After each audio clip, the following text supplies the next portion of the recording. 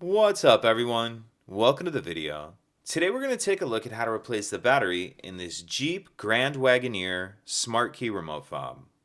This Jeep Grand Wagoneer key fob is going to use replacement battery CR2450, and I'll put a link in the description box of this video to where you can find these replacement batteries if you're in need. So the first thing I'm going to do is grab my key fob and remove the emergency key that's in the bottom of it.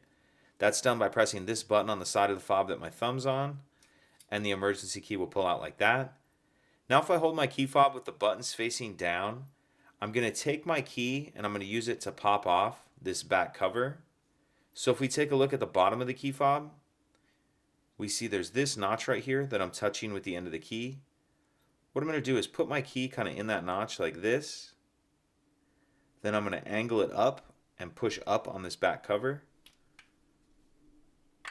like that, and pop that off. And now we see our battery right here. And to get this battery out of here, it's really ideal to use a flathead screwdriver, and it'll fit down in this notch, and you can get under the edge of the battery and pop it out of there. But just in case you don't have a flathead screwdriver handy, I'm going to use the key, kind of show you how you can do it with that. So same idea as if you were using a flathead screwdriver. It's just not quite as easy to get under the edge of the battery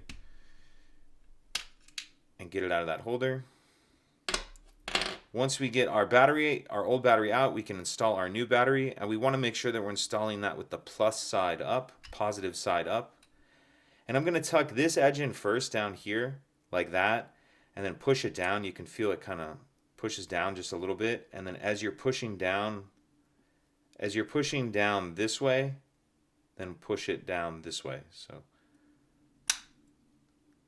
kind of like that. Then we'll go ahead and snap this back cover on. And looking at the cover like this, I'm going to put the top on here first. Kind of hook that on like that.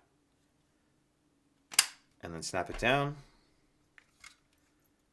Slide the emergency key back in. And that's it. If you could take a second to like and subscribe, it helps us out, and I'd appreciate it. Thank you.